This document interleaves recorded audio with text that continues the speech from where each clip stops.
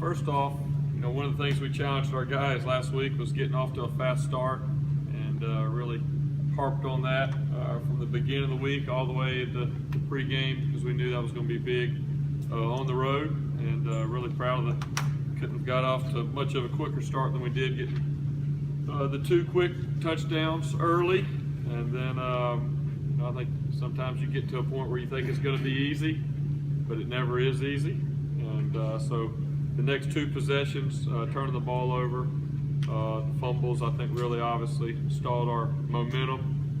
And but one thing I was proud about is our guys didn't panic.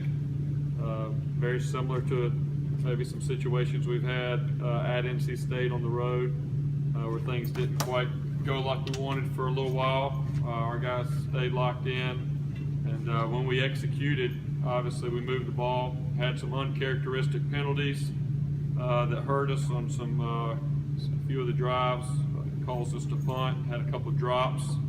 But ultimately our message to our guys today will be the same message we've had all year, which is it's all about us and it's all about our execution. And when we do the things that we're supposed to do, then we got a chance to be really special and move the ball. And we did that for a large part of the game. We moved the ball and did some really good things. Just a little bit frustrating in a few of the penalties and a few of the things that stalled some of the drives. Wake Forest, they got 8 or 9 starters back on defense, playing really well. They went on the road to South Bend last week, held a talented Notre Dame offense to 282 total yards, and 98 of those 282 yards came on one play. So outside of that one play, they held Notre Dame under 200 yards at South Bend. So I don't think it'll take a lot to get our guys' attention whenever they turn on the video. It was a battle up there last year, and as you turn on the video, looks like majority of those guys are back again this year. And but it'd be exciting playing at home. Senior Day is always a exciting day for our players. They take a lot of pride in that, and I know having the opportunity to have the 43rd victory for this senior class, which would be the most ever for any senior class at Clemson, be able to do that on Senior Day at home. I think we've got a lot of things obviously to focus on this week, but really offensively, our focus is going to be on eliminating the mistakes, the errors, and being able to play the very best that we can. A lot of coachable opportunities off this video, and that's really what we're going to focus on today as we go back and review it. The things that we did well and some of the things that we can improve on here as we get ready for the stretch here at the end. So with that, I'll open it up for any questions. Wayne's status physically? Yeah, I think we'll know more later in the week. I know we got banged up a little bit there at the end, but really haven't heard much this early in the week to know his status. I'm sure Coach Sweeney will probably handle that later in the week as we see what he can do up there. You know anything else about Tyrone and Mitch and Ray Ray?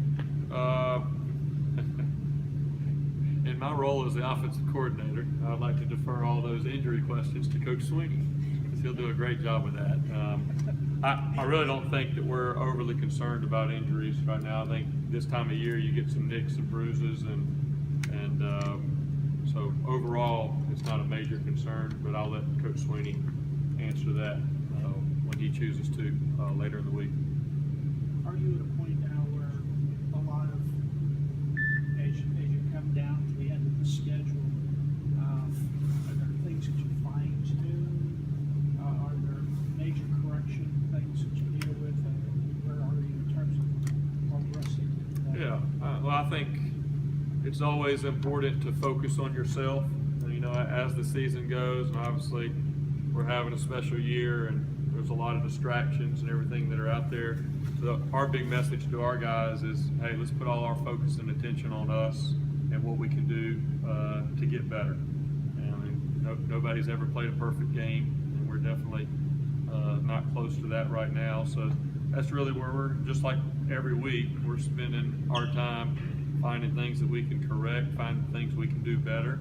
And then I think as offensive coaches, we're looking back at the body of work, what we've put on tape, what our tendencies are, what are a few, there's a fine balance that you want to continue to do the things that you're doing well, but you also maybe want to find a few new ways to do it so that your tendencies, are not too telling to the defense. So there's a little bit of that going on, but ultimately, our message has not changed. And that's the best part about what we've been doing is we have a consistent message with our guys. They know when they come in today what we're going to do, what we're going to focus on, and our guys believe in the process that we have and the way that our week's set up, and have really bought into that more than just hearing it as coaches speak. So there's still plenty of things that we can correct. And, we want to be playing our best ball right here at the end. That's our goal, and I think we have a chance to do that. Deshaun isn't perfect. He's pretty doggone good, but as a coach, can you quantify how well he's playing from a coach's standpoint? He is. Yeah. This is where he is right now. Obviously, it's been overstated. He's very special. I think maybe 2 weeks in a row he's had over 400 yards, maybe all-purpose. And as fans, you can turn on the TV or go to the game and see a lot of the plays that he makes.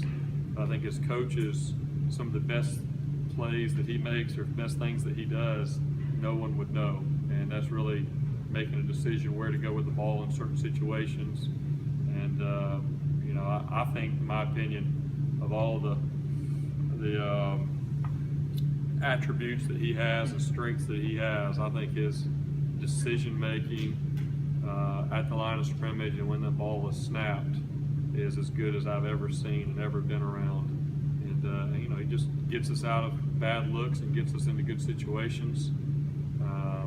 But he's got things that he wants to correct and go back on. But I think we're all witnessing one of the best players at Clemson to play, and how he finishes up here this year and the rest of his career. I think will really tell the true tale of his ability at Clemson. But he's very special, and we're going to go offensively how he goes right now. And he's doing a great job, and also his leadership has increased, and our guys are they're listening to him. He's doing a good job on the sidelines, talking to the guys and encouraging the guys, especially in some difficult situations. A few moments in the game where maybe it got a little bit difficult. He's over there talking to the wideouts, communicating on things that we want to do in the next series. So he's really special. Glad we got him on our team for sure. He's over 100 yards, over 100 carries, close to 600 yards, scored in 5 games. Are those stats reflective of how much you thought he would tuck it and run it this year, coming off of the injury? Yeah, I think one thing we're very pleased with is the durability that he's shown.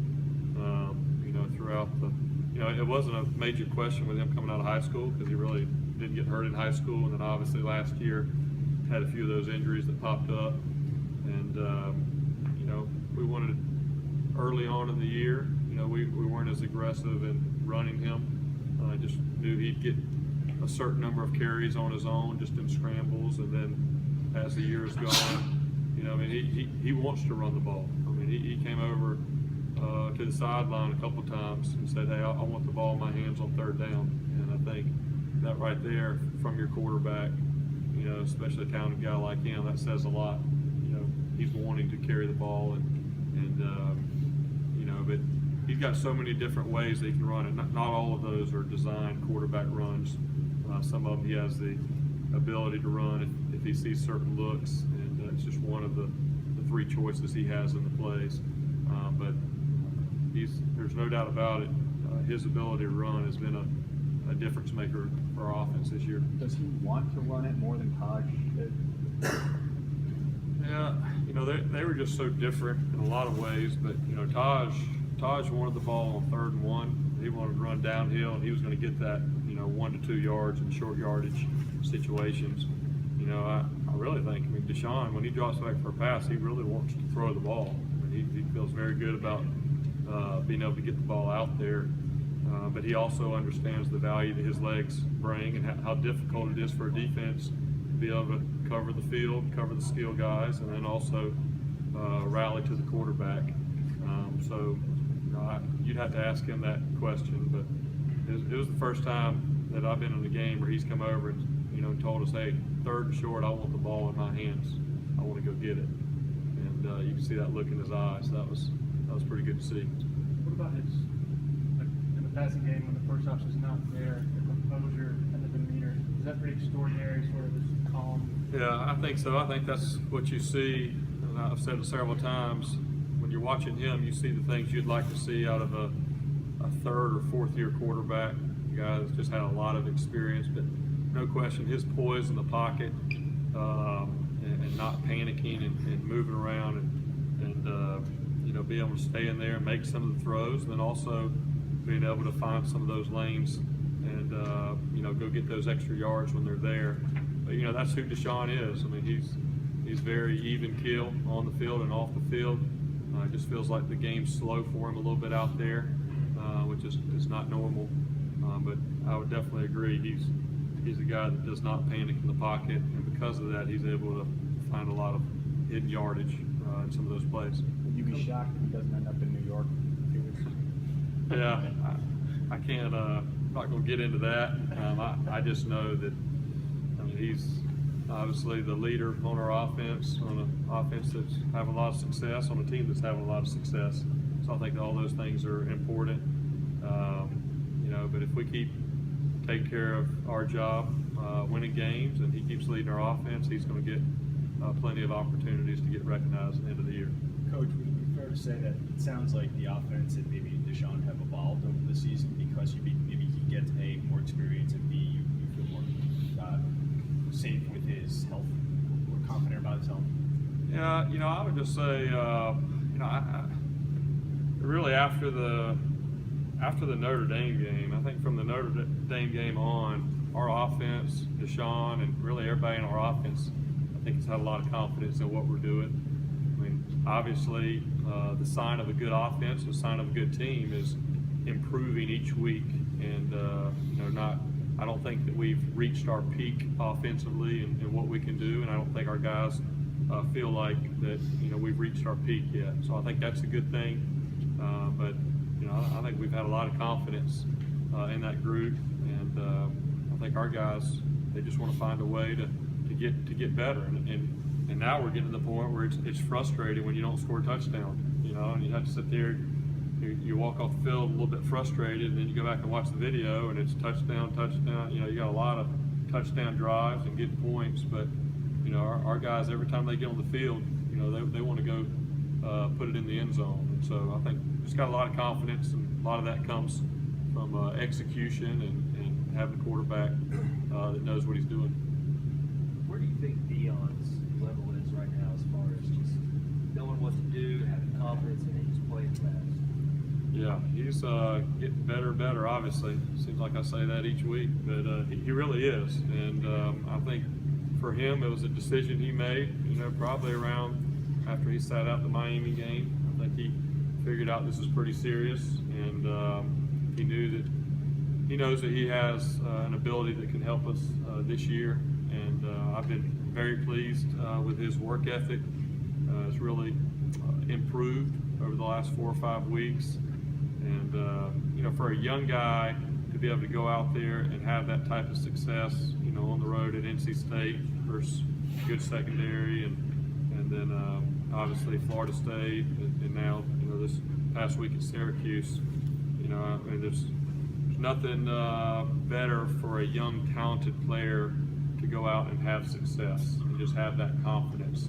I think it makes it a little bit easier for him each game, and we'll continue to find ways to get him the ball. And equally as pleased with Sharon P. You know, I think they've, you know, the beginning of the year, obviously we were all disappointed in Mike Williams' injury, and that was going to be a big question that everybody had, is how you're going to replace Mike. And, you know, our answer was we're not going to replace him with one person, but hopefully we get some really good play from the other guys. And, you know, I think right now Sharon and Deion, you know, are a great 1-2 punch there in the boundary at our 9-man position. And I haven't looked specifically at what their totals and all that have been the last 3 or 4 weeks, but I would say we're getting a lot of great execution from that position right now. Both of those guys are doing well. Seems like since Sharon, we watched him with the great block down at Miami that helped spring Deshaun. Saw another one Saturday, then I saw him run over a defensive back after a tunnel screen. What switch has kind of flipped for him to where Yeah. he's just more aggressive?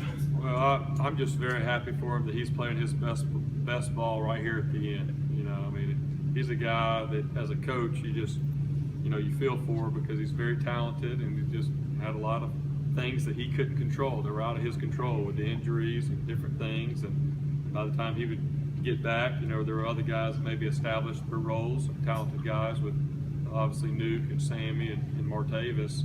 And Sharon's just been that guy that's been very just kind of persistent, worked his way through it. And but I mean, he's definitely playing his best ball right here at the right time at the end of the year. And I think he's playing very confident. I think Deshaun and him are on the same page. I think that's difficult a little bit for a quarterback. One of the things we like to do is rotate a lot of receivers, like to play 6 or 7 guys a game, and it definitely has strong benefits to doing that. But also one of the challenges is your quarterback having the right timing with that many different people. And I think Sharon and Deshaun have gotten on the same page here these last few weeks and feel very good about their timing and their connection.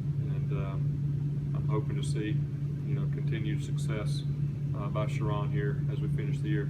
Other than the growth of Deshaun much of it anticipated, what's the one area that we look back over the first 10 games and say this is what's made us to this point? Yeah, without a doubt, it's the offensive line. That's no question about it. And really, we were talking to our offense the other day. One of the things when Coach Morris first got to Clemson, was that 2011? All these years are running together. He had on our offensive manual and everything that we handed out to the offense, it said most explosive offense in the country. And I can remember looking at that and thinking about 2010. I was like, well, that's about the opposite of where we were last year. And but really, I think over the last 4.5 years, we're kind of putting ourselves in that category as being one of the most explosive offenses in the country. And my message to our offense is the reason we're able to do that. Yes, we've got a lot of great skill guys, but the reason we're able to do that is because of the guys up front. And without the guys up front doing their job and doing it really well, we don't have time to throw the ball to some of the skills players that we have. We don't have the openings for Wayne and our running backs to be able to make those runs. And so, I feel like without a doubt, the offensive line has been, the offensive line has been one of the key elements that's made our offense as successful as we've been this year. And really coming back with a group where you had 4 new starters coming in, and then you lose your 1 returning starter and Ryan Norton. So really you've got 5 new starters out there. And for those guys to go from being one of the biggest question marks to being one of the biggest strengths this year, I think says a lot about the job that Robbie Caldwell's done in that room. For the offensive line, he's done a great job. And then Eric McLean with the leadership, and Jay Guillermo has really stepped up. But I would say looking back over 10 games, the offensive line has probably been the biggest thing that's allowed us to have the success we've had outside of our skill guys. While it would be easy to overstate that Mitch is the last piece of that puzzle, the thing that most seems to intrigue me a good bit is the evolution of an Eric McLean and everything that Jay has come through to get to this point. And those might be, in my mind, 2 best stories on the offense. All right. Am I wrong? So, I'm sorry. So you had Eric's evolution Right. as an inside guy. Right. And then Jay coming through his things. Yeah, sure. Well, I think that's what football's all about. Coach Sweeney does a great job of really showing our guys examples of how football is really just a great example of how life is, and how there's several years in there where I know Jay didn't have the success that he wanted, being a highly recruited guy coming out of high school, and then same thing for Eric coming here as a tight end, get moved to offensive line. You know, it's kind of the start off at offensive tackle, and then you move down to guard. But just the perseverance that those guys have, and I think, to be honest, they're a great example of our football team. You know, I mean, it's easy from the outside to look at some of the top skill guys that are ultra talented that come in and have success, but I think if you look back over the last 5 years of 10 plus wins, we've done it with a lot of guys that have kind of been those blue collar guys that have really had to work hard, had to persevere a lot throughout their career, and you know, maybe by their junior or senior year, they're a big time contributor. You know, last year I think about a guy like Reed Webster, who didn't hardly play at all his first 4 years here. And last year there probably wasn't a more valuable player on our offense than Reed Webster, who played every position on the offensive line throughout last season. So it just seems like we've had a lot of those guys, and I think that kind of goes to the culture that Coach Sweeney's really worked hard to create, build. Is, you know, we're not just trying to build and have the best team we can have that 1 year. We're really trying to build a program that really, you know, it provides opportunity for growth. And we're not a program that's going to go out and just sign 6 junior college guys because maybe the freshman and sophomore that we have, we don't think they're quite as good as we thought they were. You know, we're going to spend time and develop the guys. Coach Sweeney's always on us hard as coaches, develop the guys that we have. It's easy to go out and recruiting and want to go try to find guys to come in and replace your guys. But hey, we recruited all these guys. Let's develop the guys we have on our team. And sometimes those guys had to work that hard to get there. It means a little bit more to them. And I think that's what you're seeing in Eric and in Jay is they didn't have it easy to get to where they are, and it means an awful lot to them and really a lot of those guys in that room. Could you throw Joe Gore into that same? Yeah, absolutely. I think Joe's another great example. And really, to be honest, you know, and kind of like you said, outside of Mitch, who maybe just showed up as a freshman, you know, that whole group of offensive linemen, you know, they've kind of been the backups and maybe, you know, haven't had the exposure or, you know, it's easy, obviously, all the skill guys get a lot of the accolades and attention. And those guys have kind of been the forgotten group back there. And maybe for a while were said to be one of our weaknesses, and they've just come together, worked hard, and really put themselves in a position to be a big reason we're having the success that we're having. But I just really like the culture in the room. Just feels like it's changed here over the past few years because of guys like Eric and Jay and Joe. Coach, if I Davis has not been at the punt return. He hasn't been as explosive the last month. We still limited. Yeah, you know, I think, you know, he had a bunch of catches. I think the good thing for us is that we've had some of these other guys that have been able to come on, and I know Ray's out right now too, a little bit. You know, but like, you know, Artavis is fine. You know, he had some opportunities. He made some good plays. I know he had a couple of catches that he wanted to go and make, and maybe, you know, that's all it is for a wideout. Is 1 or 2 plays that really can make a difference. But I think we know what we have in him. We got a lot of trust in him. He'll be one of our go-to guys for sure here at the end of this run. Coach, if I could go back to Deion Cam for a minute, you alluded to his development since the Miami game. He responded really well to that discipline, despite the fact it had to be a big disappointment to him not to play in that one. It seems like you recruit a player with a certain character. You know, does that have more to do? How hard is it to evaluate that during the recruiting process, or does it have more to do with the guidance that they receive once they get to the program? Yeah, I mean, it's something that we talk about a lot.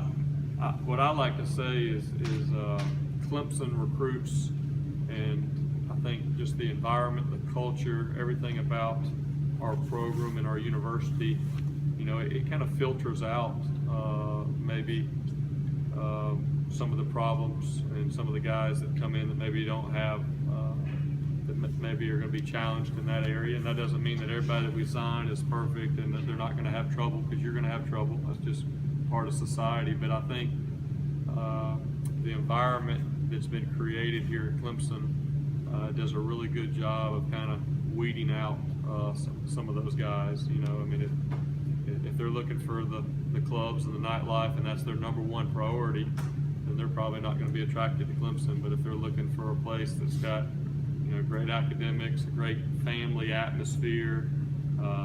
Their football is important to them. Really trying to be great in football and in school. Those kind of young men are attracted to Clemson, and I don't believe that Clemson's the best and only place for everybody, but I think for a certain group of young men and families that are looking for those things, I think they find Clemson as a great fit. I think Dion was a guy that fit that category. He was able to see some of the guys that came from Florida, where he was from, came up here and had a lot of success. And he wants to be great. He wants to be a special player, and he also knew that maybe our culture and environment had some things that would be good for him and for his growth off the field as well. And I think that's what I look back at my time here at Clemson with Coach Sweeney that I'm most proud of is the amount of time that Coach Sweeney spends with our players, our entire coaching staff spend with our players, developing them off the field. And that's easy to say, it's easy coach speak, it's easy recruiting speak, and at a lot of places it probably is just that, but at Clemson it's very real, it's very genuine, and I think our players and our coaches believe that Coach Sweeney, that's more important than the football side. It really is. And I think Coach Sweeney's belief is if we take care of our players and we help develop them as men, and we're doing all those things, there's going to be a lot of things that are going to carry over to the football field, and we're going to have success there as well. And I'm just really proud of that part of our program right now. Is Mike being rolled out for the rest of the year? That's a good question for Coach Sweeney. I'm not sure exactly what he said or has not said on that, so y'all can check with him on that.